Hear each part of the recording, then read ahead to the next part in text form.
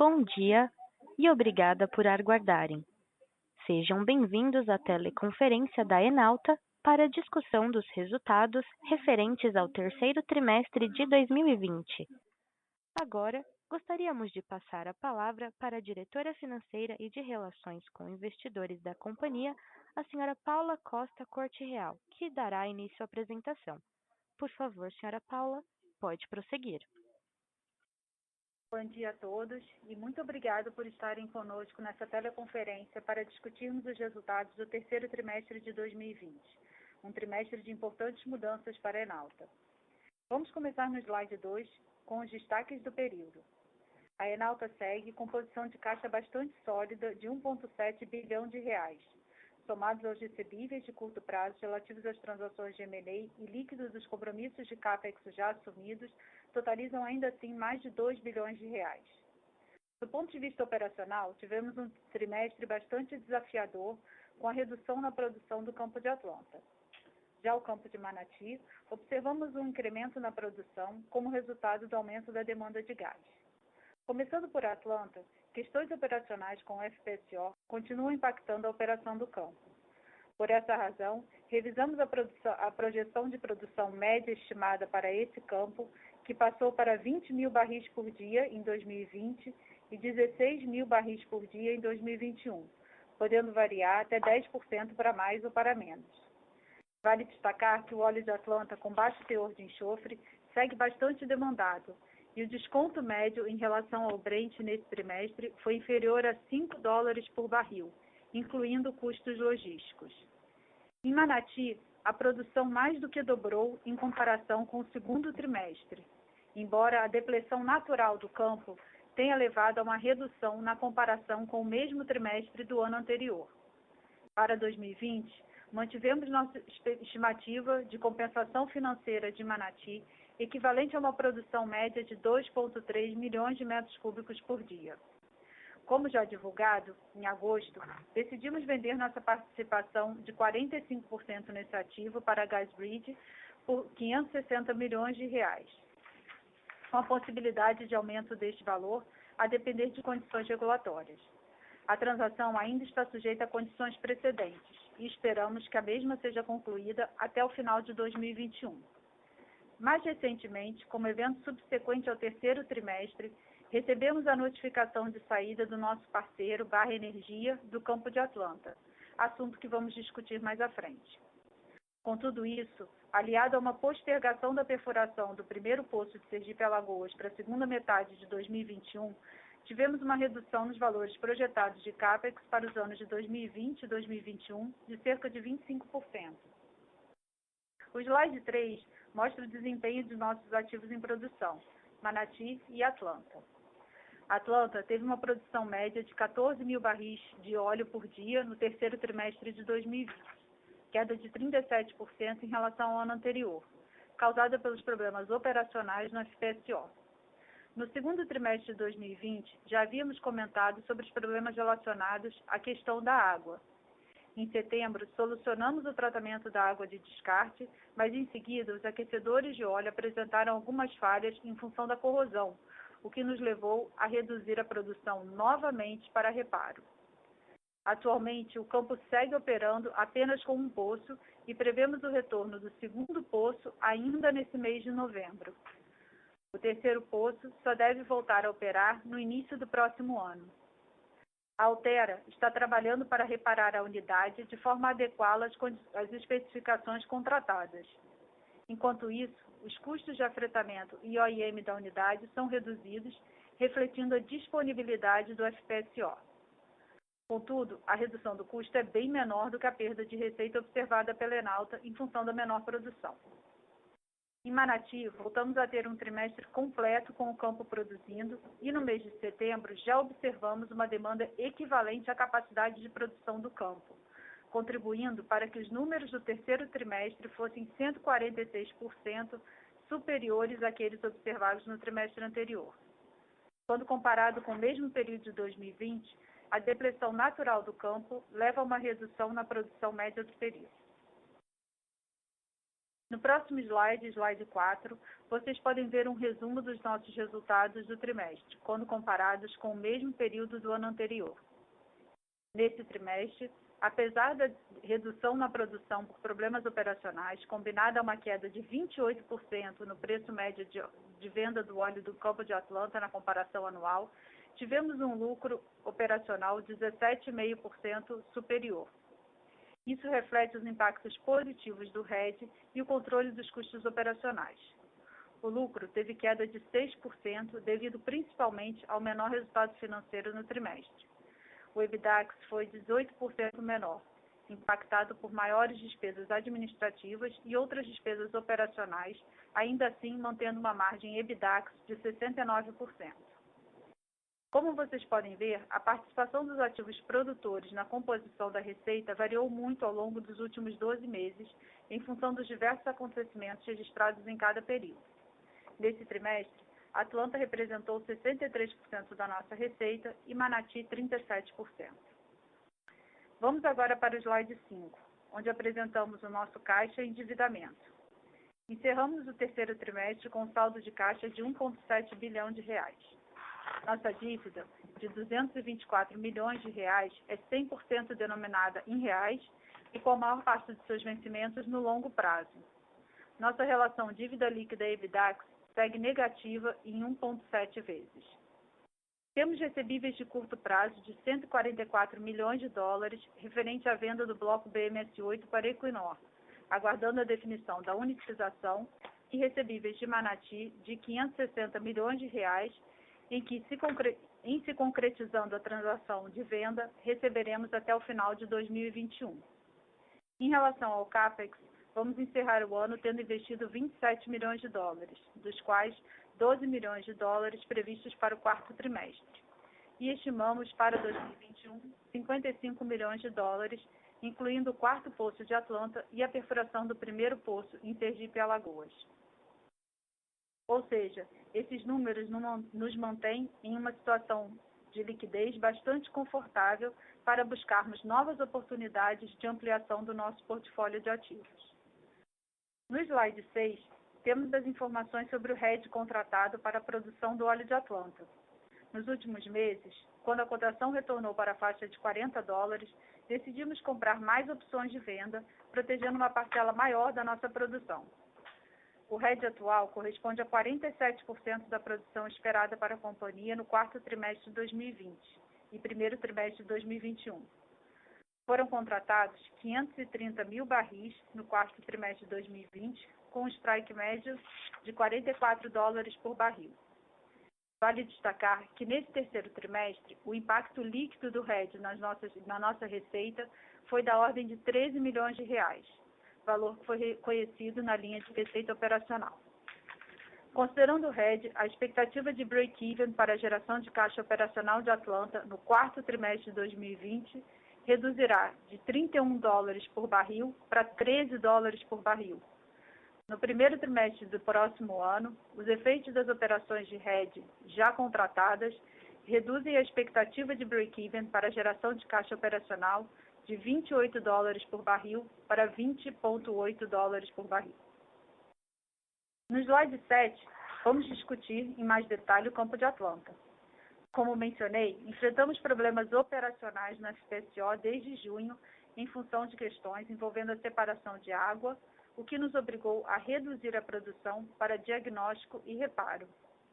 A volatilidade na produção tem impacto direto no lifting cost. Mesmo com reduções no custo de afretamento, o lifting cost guarda relação direta com a quantidade de barris produzidos no período, levando a um incremento de 43,5% nesse indicador.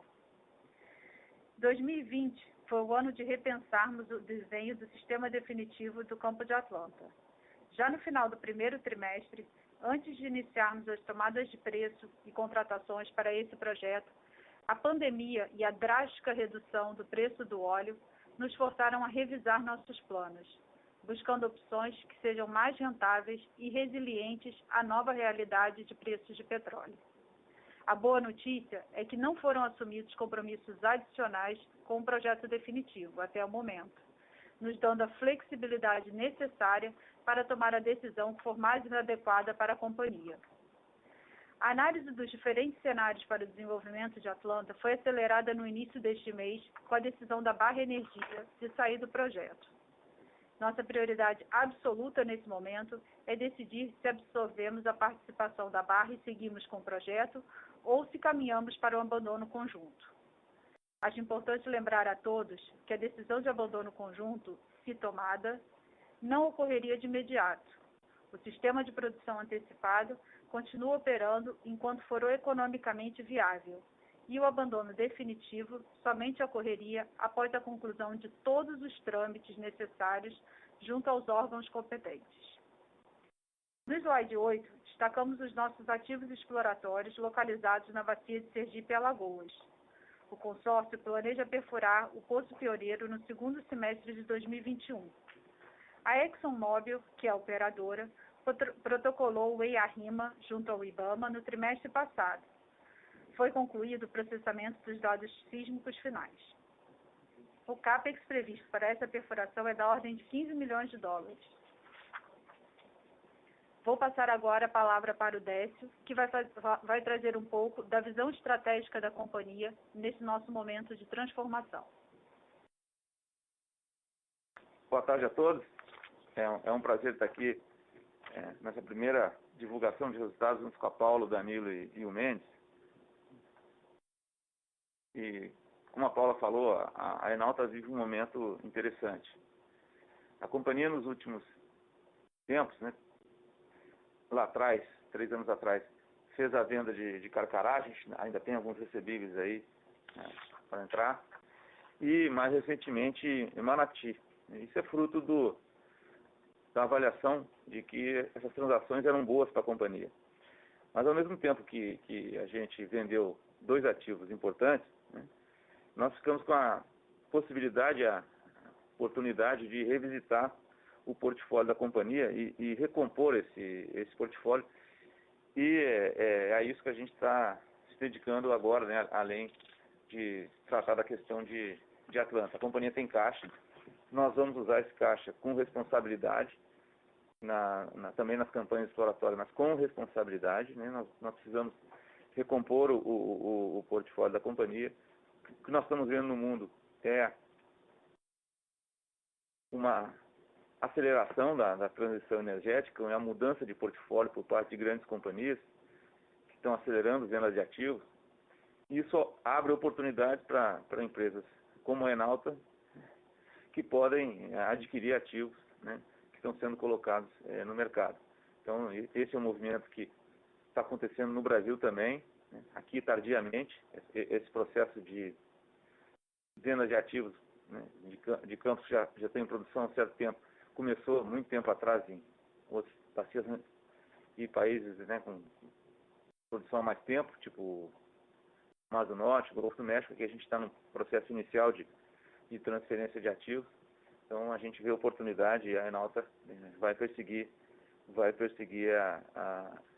as oportunidades, porque está estruturada, tem um corpo técnico conhecido, competente, em condição de, ao adquirir um ativo, quando adquirir um ativo, poder gerar valor para os acionistas. Então, nós vamos ser responsáveis na alocação de capital, sempre buscando geração de valor. Nossas metas não são volumétricas, são de rentabilidade e geração de valor. Então, com isso, eu concluo aqui a nossa apresentação e peço ao operador que abra para perguntas. Senhoras e senhores, iniciaremos agora a sessão de perguntas e respostas. Para fazer uma pergunta, por favor, digitem *1. Para retirar a pergunta da lista, digitem *2. A nossa primeira pergunta vem do Luiz Carvalho, da UBS BB. Olá, Décio, Paulo, tudo bem? Obrigado por pegar a pergunta. Tenho três follow-ups com vocês. Primeiro, o Décio colocou agora, vocês têm aproximadamente, acho que até olhando a apresentação e usando o câmbio de hoje, os recebíveis, vocês teriam quase 3 bi de caixa, assumindo, obviamente, a monetização lá de Carcará e recebível lá de Manati. Queria entender qual é a cabeça da companhia. Acho que o Décio já falou um pouco de revisão de portfólio, mas se existe alguma possibilidade de, em algum momento, considerarem pagamento de dividendo extraordinário. E nessa pergunta, Décio, se você pudesse, você acabou de mencionar a parte de transição energética, seria imaginável, por exemplo, entender que a Enauta poderia olhar para outros setores que não só a exploração e produção, por exemplo, alguma coisa relacionada a gás, alguma coisa relacionada, talvez, não sei, a geração térmica, alguma coisa nesse sentido, ou de fato, essa revisão de portfólio é estritamente, vamos dizer assim, ligada à parte de petróleo e gás. E a segunda pergunta é em relação à Atlanta.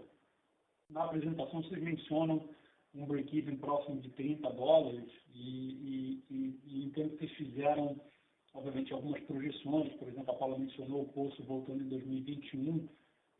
Eu queria entender como é que está a cabeça de vocês agora para a definição em relação ao campo e quando, eventualmente, a gente pode esperar algum tipo de definição. E se vocês pudessem dar um pouquinho também de detalhes sobre a estratégia de hedge. Obrigado. Boa tarde, Luiz. É sempre um prazer falar contigo. Né? Vamos lá, por partes. Né? Estratégia. Num primeiro momento, a nossa ideia é recompor o portfólio da companhia voltado à produção de petróleo e gás.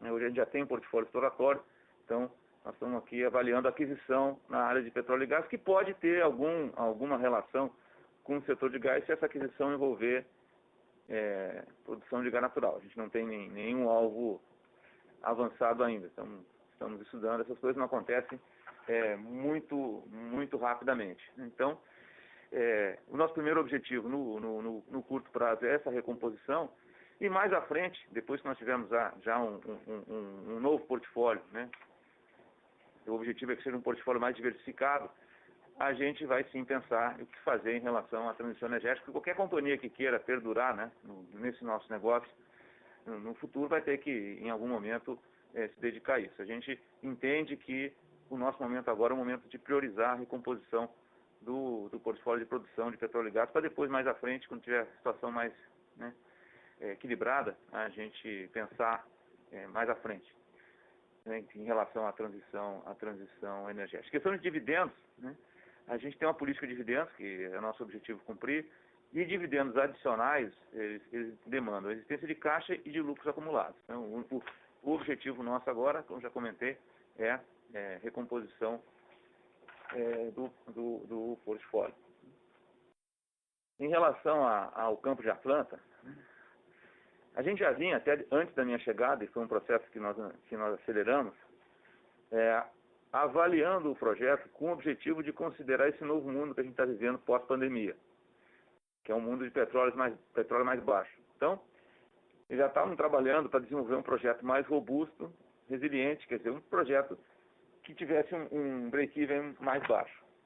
Quando veio a decisão da Barra Energia de sair do projeto.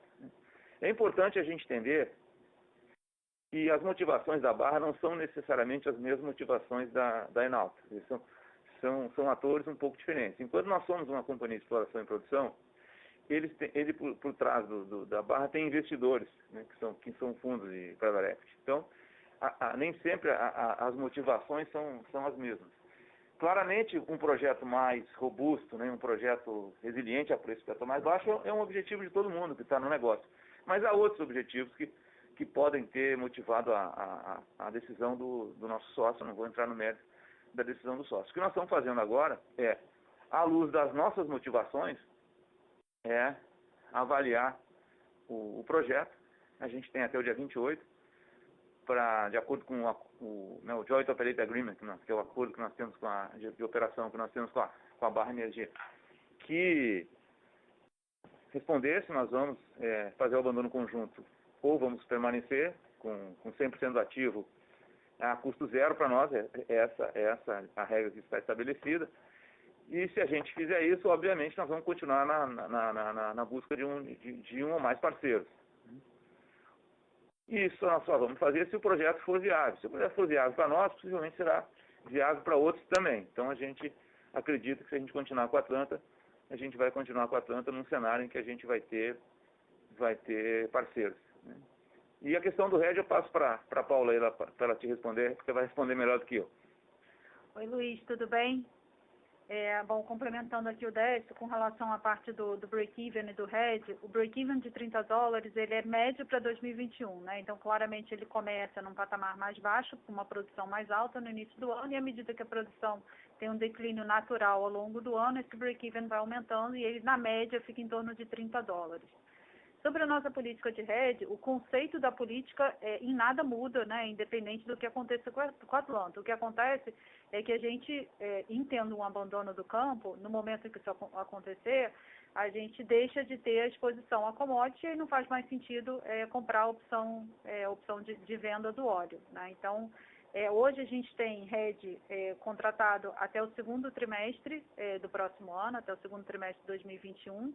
A gente está mais protegido aí para o quarto trimestre desse ano e primeiro trimestre do próximo ano, onde a gente entende que possa ter uma volatilidade maior no preço do petróleo em função do inverno no hemisfério norte e a segunda onda de Covid, né? Então, para o quarto trimestre a gente tem mais ou menos 60% da produção redeada e para o primeiro trimestre do ano que vem em torno de 40% da produção redeada e para o segundo trimestre do ano que vem um percentual menor. Mas a tendência é que essa decisão de Atlanta, ela impacte o volume que a gente precisa contratar de RED, né? E não o sentido da política em si, né? Não o core da política em si. Eu acho que isso permanece como está. À medida que a gente tem exposição a commodity, a gente continuaria trabalhando com os mesmos instrumentos, né? Que são as puts, né? Uma outra coisa boa desse instrumento é que, independente da nossa produção, ele nunca nos coloca numa posição especulativa, né? Porque o que eu tenho é uma opção de venda a um determinado preço. Então, eu não tenho nenhum compromisso de pagamento adicional, independente de ter produzido ou não, além do prêmio que a gente paga no início, né? Quando a gente compra a opção. Então, ali, em momento nenhum, independente da tomada de decisão que a gente tem, ele coloca a gente numa posição especulativa com relação ao RED já contratado. Tá certo, obrigado. Se eu pudesse só fazer um follow-up na resposta dessa em relação à Atlanta, se vocês decidirem permanecer no campo, a barra ela tem que, vamos dizer assim, compor com a parte dela, do ponto de vista de desativação ou descomissionamento do campo por ela estar saindo agora, ou a partir do momento que você assumir o campo sozinho, isso fica a cargo da responsabilidade somente da Enalta? Luiz, o acordo de acionista, lá, o JOA, né, de uma parceria de exploração e produção, ele determina a responsabilidade. Então, se nós sairmos juntos com a barra, nós assumimos as responsabilidades e os direitos todos naquele momento. Todos os direitos e deveres que estão estabelecidos no momento da saída, eles são respeitados. Então, se a barra sair e nós ficarmos, a gente assume responsabilidades a partir do momento em que a gente fica com 100%. As responsabilidades da barra permanecem referentes aos 50% que ela tinha até aquele momento. Então, se você perguntar de abandono, o que era abandono obrigatório até o momento da saída da barra continua sendo responsabilidade da barra. O que for incorporado mais à frente vai ser responsabilidade da Enalta ou do novo consórcio que ficar com a Enalta. Entendeu? E, por exemplo, se a gente sair digamos, juntos, decidir sair juntos e sair no final do ano que vem, até o final do ano que vem, receitas e responsabilidades são dos dois. Se a gente ficar e a barra não sair, a barra não vai sair de imediato, ela também vai sair em algum momento ao longo de 2021. Então, até a saída dela formal, que depende de autorização da ANP e de outros órgãos, só vai ocorrer a saída formal a partir desse momento. Mas tudo que é responsabilidade, que já está contemplada hoje, é da barra. Novas responsabilidades é que serão assumidas por quem entrar, ou pelo novo consórcio, ou pela Enalta. Tá certo, ficou claro. Obrigado, pessoal. Obrigado, Luiz. A nossa próxima pergunta vem do senhor Guilherme Levy, do Morgan Stanley. Oi, pessoal, bom dia. Obrigado por pegar as perguntas. Minha primeira pergunta é sobre o caixa, que a empresa, ela historicamente mantém em reais.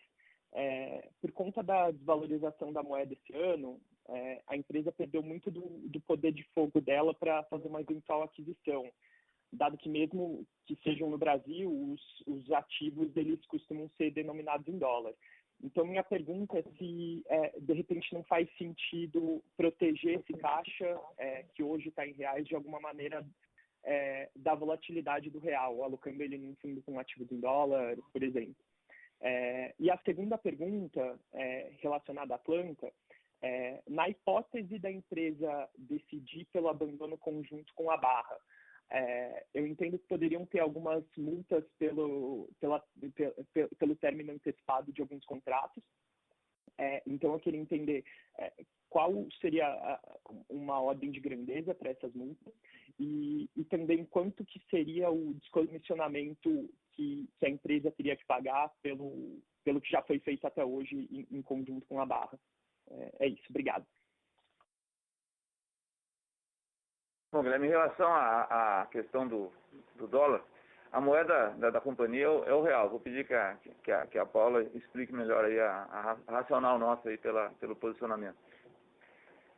Oi, Guilherme, bom dia, é Paula. Então, como o Décio colocou, né, a nossa moeda funcional é o real, né? Então, até hoje, a nossa política de hedge, a política de risco de mercado, ela visava proteger a exposição cambial na medida em que a gente tinha compromisso, na medida que a gente tivesse compromissos assumidos em dólar.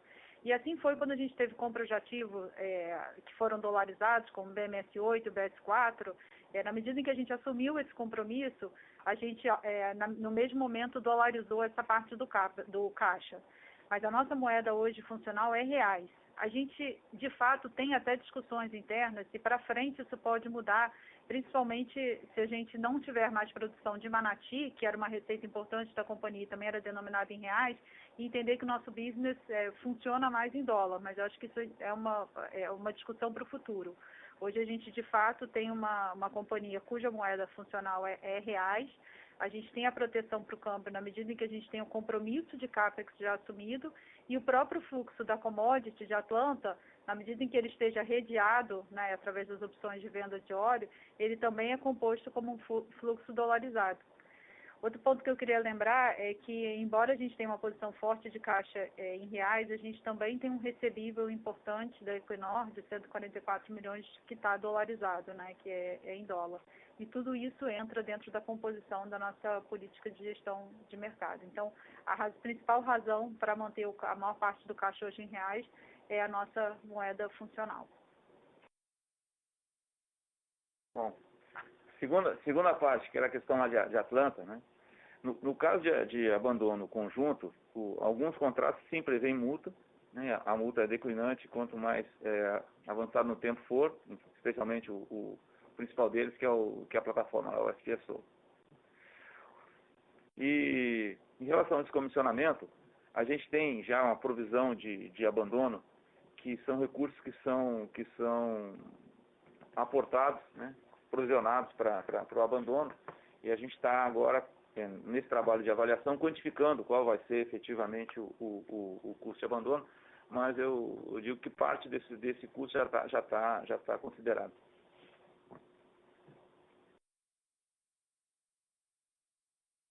Tá bem, obrigado.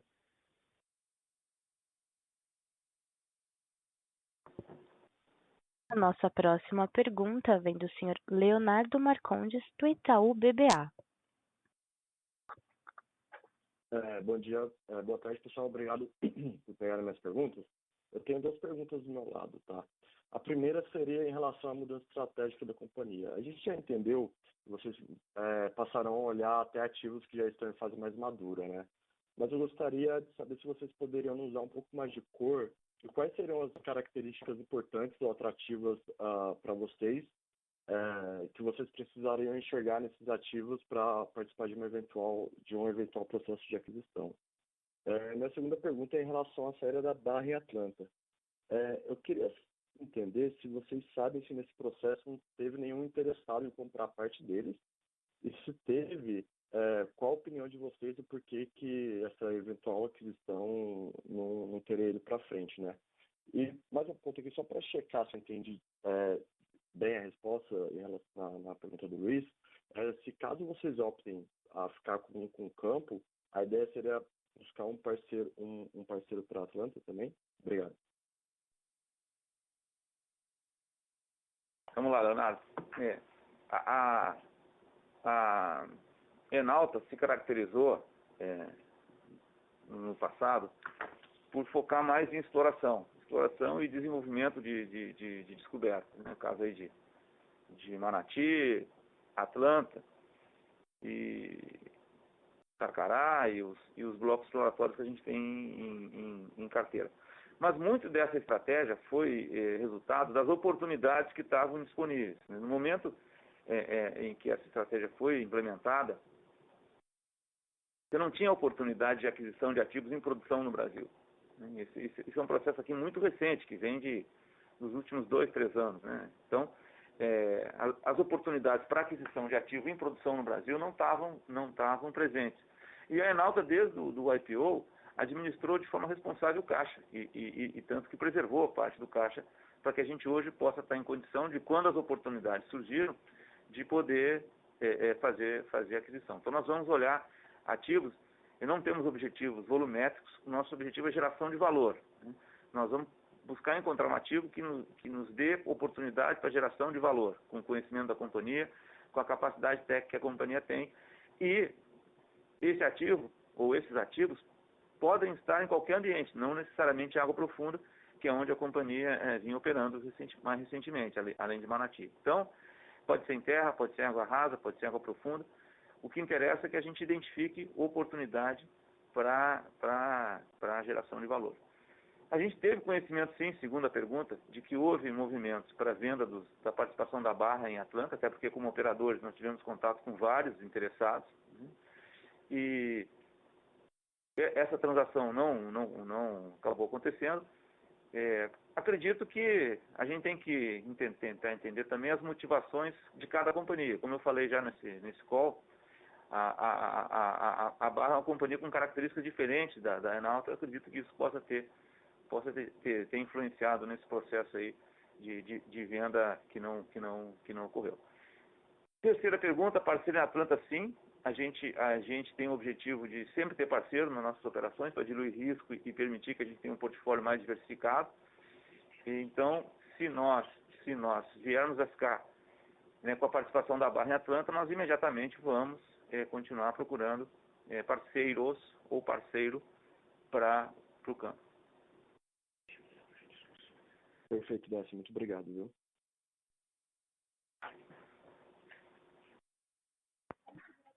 A nossa próxima pergunta vem da senhora Fernanda Cunha, do Citibank. Oi, boa tarde a todas. Eu tenho uma pergunta rapidinha aqui, só no lado de Manati, acho que vocês comentaram agora sobre esse earn-out, né? E não estava, pelo menos não estava bem claro lá no fato relevante quando vocês fecharam essa operação. Eu só queria entender o que trigaria esse earn-out, se você pudesse também dar mais ou menos uma ideia de valor. Obrigada.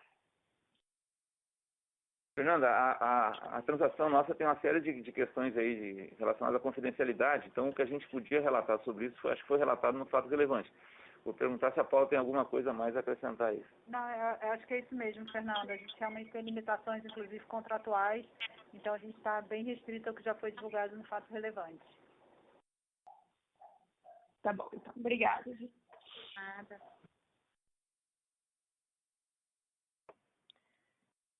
A nossa próxima pergunta vem do senhor Rodrigo Almeida, do Santander. Boa tarde, pessoal. Obrigado pelo call.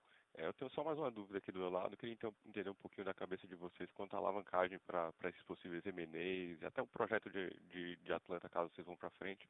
Vocês têm uma posição boa de caixa líquido, mas seria interessante talvez financiar esses projetos com um pouco de dívida para não só aumentar a rentabilidade, mas também para ter uma possibilidade de olhar para uma quantidade maior de oportunidades, né?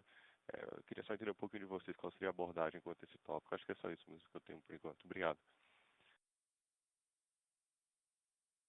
Rodrigo, é isso mesmo. Quer dizer, a gente, por ser uma companhia líquida, né, com capacidade de levantar capital, tanto dívida quanto equity, a gente vai olhar essas oportunidades de aquisição de forma ampla.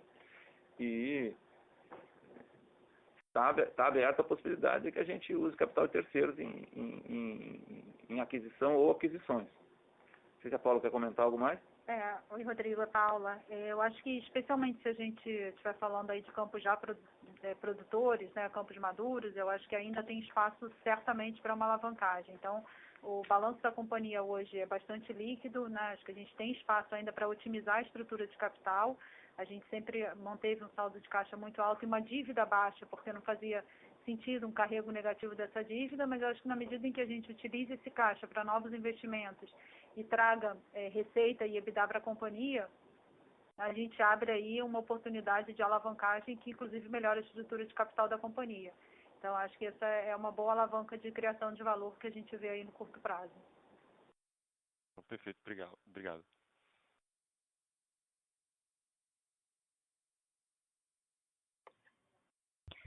Lembrando que para fazer perguntas, basta digitar *1.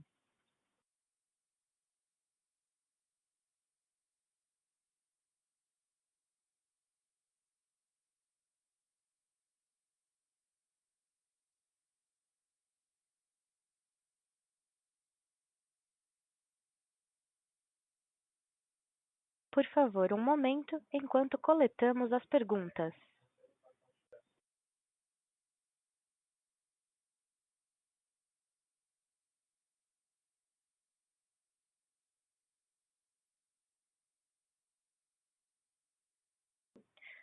A nossa próxima pergunta vem do webcast. Bom dia. O mundo tende a migrar para energias renováveis. O que a Enauta pretende fazer no futuro próximo sobre essa questão? Bom, boa tarde de novo, para o pessoal que está nos acompanhando aí pelo webcast. Eu comentei já, respondendo outras perguntas, que o nosso objetivo de curto prazo é a recomposição do portfólio de exploração e produção. E que mais à frente a gente vai buscar oportunidades relacionadas com a transição energética. No curto prazo, o que eu vejo é a gente avaliando possibilidades relacionadas aí à produção de petróleo e gás, especialmente de gás, que possam ter, né, alguma conexão com a transição energética. A gente está olhando para isso, né, e não quer dizer que a gente não vá tomar nenhuma ação nessa direção, mas eu vejo que qualquer consequência de um movimento estratégico nosso nessa direção não aconteceria no curto prazo.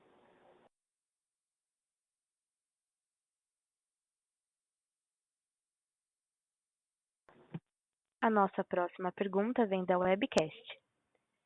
Bom dia, me chamo Lucas. Minha pergunta é sobre o campo de Atlanta.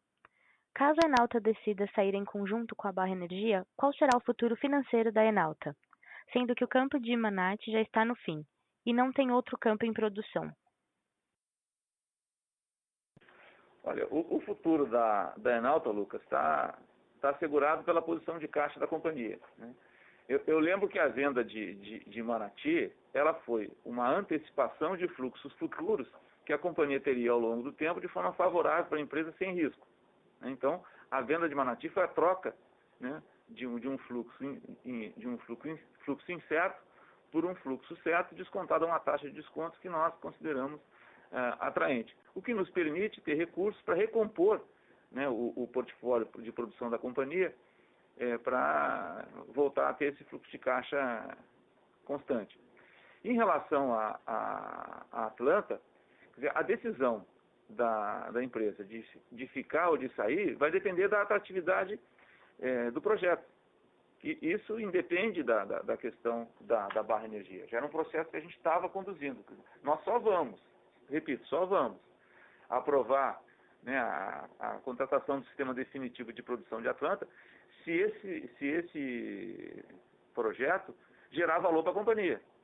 Então, se a gente fosse aprovar um projeto que não gerasse valor para a companhia, aí sim que a gente estaria colocando em risco o futuro financeiro da Enalta. Então, esse cuidado nós estamos tendo e vamos continuar tendo.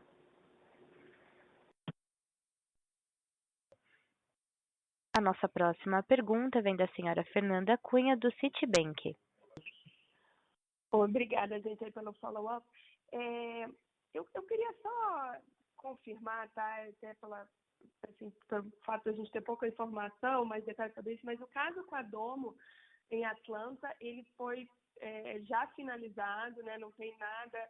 Eu queria só saber se assim, o fato de talvez devolver o campo, né, e que eventualmente, né, porque não tem uma visibilidade econômica, se isso poderia trigar alguma discussão adicional aí com a Domo. A Domo não é mais parte do consórcio de Atlanta, então essa devolução aí da barra ou potencial devolução nossa não passa por nada com a Domo. A gente tem arbitragens com a Domo e os resultados dessas arbitragens mais recentes têm sido positivos para o consórcio. Tá bom. Obrigada. A nossa próxima pergunta vem do webcast. O que podemos esperar do campo de Sergipe e Alagoas a curto e médio prazo? E de outros campos como a Foz do Amazonas, como anda o processo de farm-out dos demais campos? Bom, boa tarde. O que nós temos em Sergipe e Alagoas, na Foz do Amazonas e em outras áreas, não são campos, né? São blocos exploratórios em que a gente está na fase de busca de petróleo e gás natural. A procura mais adiantada que a gente tem é em Sergipe e Alagoas. Então a gente tem expectativa de perfuração de um poço em Sergipe e Alagoas no segundo semestre do ano que vem. Então esperamos ter bons resultados lá, a prospectividade é boa. O farm-out, quer dizer, a venda de participação nas áreas lá da margem equatorial, Pará, Maranhão e Foz do Amazonas, foi paralisado em função da pandemia, e assim que a situação normalizar, nós vamos voltar a buscar parceiros para essas áreas, tanto na Foz quanto no Pará, Maranhão.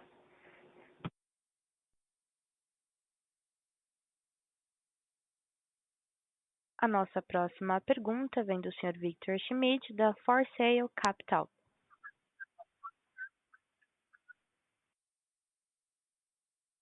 Oi, pessoal, bom dia, parabéns pelos resultados.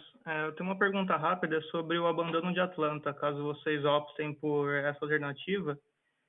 Quando a gente olha no balanço, vocês têm 60 milhões provisionados hoje, né, por abandono de Atlanta. Eu queria entender a que esse valor presente corresponde exatamente. Se ele é em relação ao SPA, o sistema definitivo, que taxa de desconto está sendo usada para chegar nesse valor, e qual o horizonte de tempo que vocês descontam esse fluxo de caixa lá na frente. Obrigado.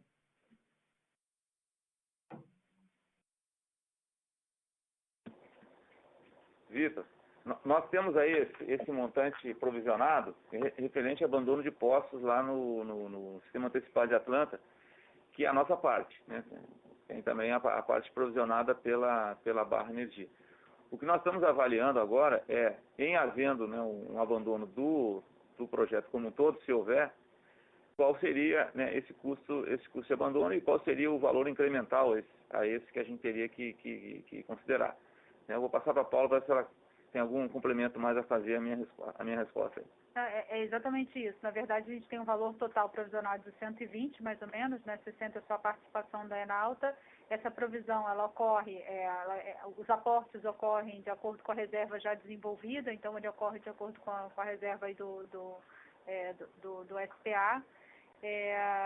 e ele contempla basicamente os 3 poços produtores que a gente tem hoje, né? Na medida em que a gente perfure novos poços ou que tenham outros gastos associados à remoção dos equipamentos, esse valor teria que ser complementado. Isso faz parte das discussões e as análises que a gente está fazendo em relação ao abandono versus continuidade do projeto. Então, acho que a gente está dimensionando melhor esses 2 caminhos e, enfim, eventuais ajustes, esses valores seriam revisitados.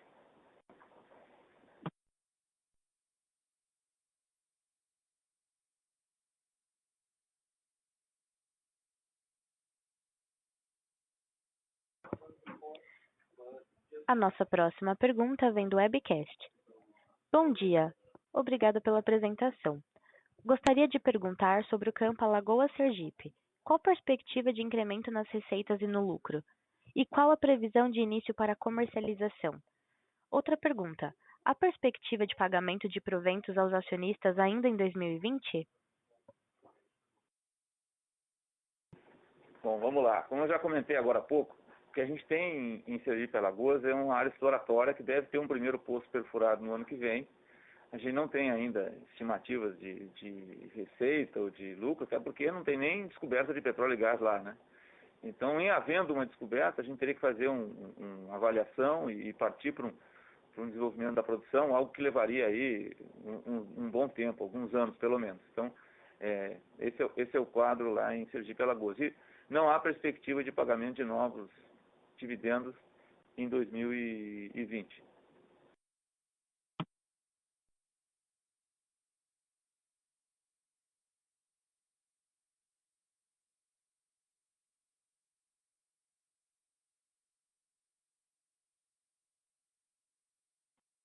A nossa próxima pergunta vem do webcast.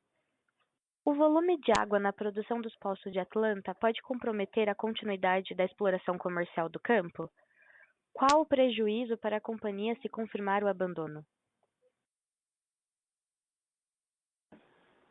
Bem, a parte mais fácil é da água, né? Definitivamente, não. A água não compromete o desenvolvimento do campo. A água é solução para a produção do campo.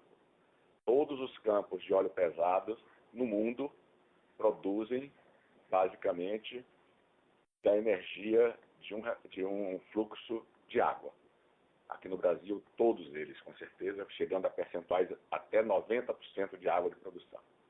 A água é problema atual no FPSO que nós estamos utilizando, que ele foi contratado com a limitação de separação e tratamento de água. Para o desenvolvimento futuro do campo, onde seria construído um FPSO específico para isso, não seria problema. A segunda parte qual seria o prejuízo de Atlanta? Isso já foi comentado. Nós temos um grupo de estudos agora para levantar justamente quais os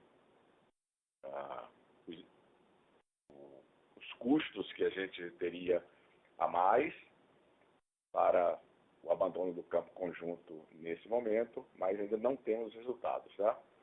Então, no momento, a gente não tem condições de responder essa pergunta. Se o Décio quiser continuar. Não, é isso. A gente está nesse processo de avaliação e se a gente abandonar o campo junto com a barra, a gente teria que assumir algumas perdas que a gente está quantificando no momento.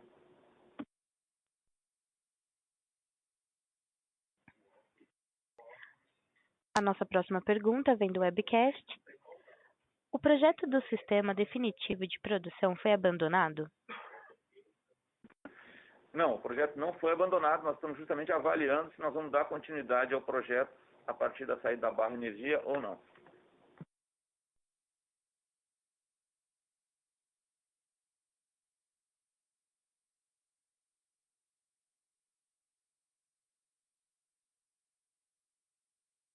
Um momento, por favor, enquanto coletamos as perguntas.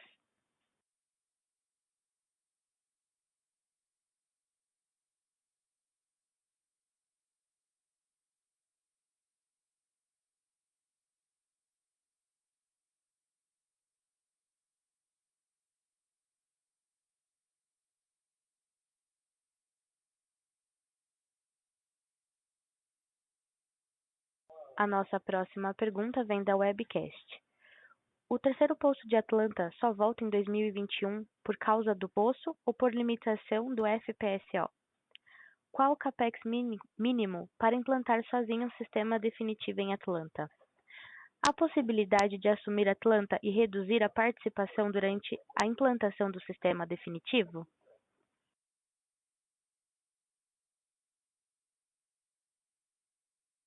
Bom, vamos lá. O que está limitando a produção hoje dos 3 poços em Atlanta é o FPSO. Então, o proprietário lá, o operador, está trabalhando para resolver as questões que hoje restringem a produção. A gente não tem o valor do capex mínimo para implementar sozinho o sistema definitivo, seria o mesmo de implementar com parceiros, né? É justamente esse estudo que nós estamos fazendo agora. E o objetivo é justamente esse, que está colocado na pergunta, se há possibilidade de assumir a Atlanta e reduzir a participação durante a implantação do sistema definitivo. A gente está permanentemente conversando com potenciais parceiros para o projeto de Atlanta. E o objetivo é, sim, ter um ou mais parceiros no campo.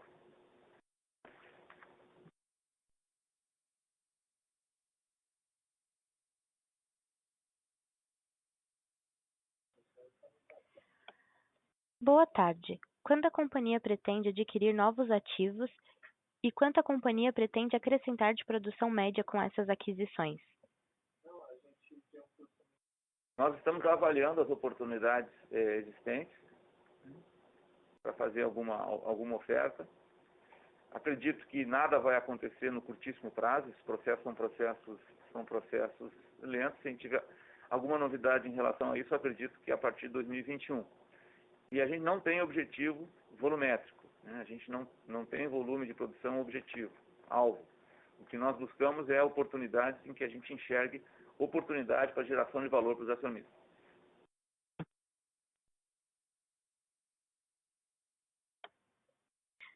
Nossa próxima pergunta vem da webcast. Vocês estão de olho em ativos com produção terrestre, águas ultraprofundas ou águas rasas? E por quê? Como eu já comentei, a história da companhia é uma história de sucesso na exploração e desenvolvimento de reservas. Por que até agora não estava aberta a oportunidade para aquisição de campos já em produção? Essa estratégia de exploração, fruto da maturidade dos ativos no Brasil, ela indicava que as principais oportunidades exploratórias estavam em águas profundas ou águas ultraprofundas. São características da geologia brasileira. Por isso que a companhia, no segmento de exploração, focou em águas profundas ou ultraprofundas. Agora, com a abertura de oportunidade de aquisição, a gente está abrindo o leque. Nós vamos olhar ativos de produção em qualquer um desses ambientes, terra, água rasa, água profunda, buscando, como eu disse, geração de valor. E isso é o nosso objetivo. Assim, nós não estamos limitando o ambiente para qual a companhia vai olhar, nós estamos sim buscando identificar ativos que a gente veja possibilidade de geração de valor.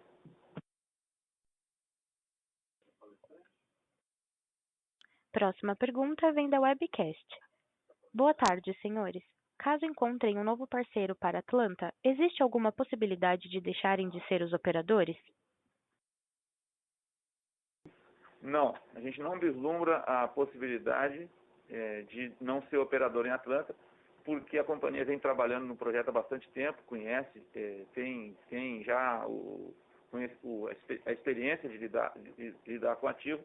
A gente não acredita que fosse produtivo passar a operação de Atlanta para outro parceiro, mas se houvesse uma oportunidade que a gente considerasse muito atraente, a gente poderia fazer, mas eu não acredito que esse venha a ser o caso.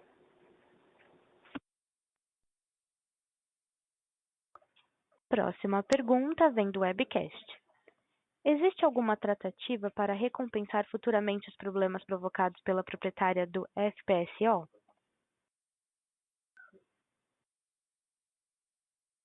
A gente está trabalhando junto com o fornecedor lá do FPSO para melhorar as condições, né? Hoje a taxa diária de operação já está reduzida, refletindo as dificuldades que eles estão sofrendo, e a gente está sempre trabalhando em conjunto com os nossos fornecedores para otimizar os nossos custos e buscar maximizar o nosso valor.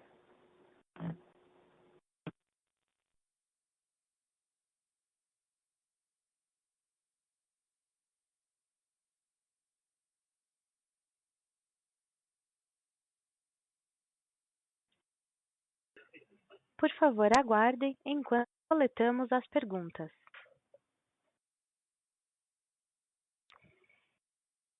Encerramos neste momento a sessão de perguntas e respostas.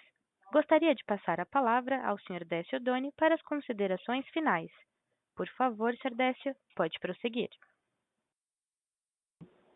Bom, a gente agradece aí a participação de todos que nos acompanharam aí nesse momento, né, e lembramos que a companhia, através do seu setor de relações com investidores, está sempre à disposição para qualquer esclarecimento que possa ser necessário aí nos próximos dias, até a nossa próxima call de resultados. Muito obrigado a todos e boa tarde. A audioconferência da Enauta está encerrada. Agradecemos a participação de todos e tenham uma boa tarde.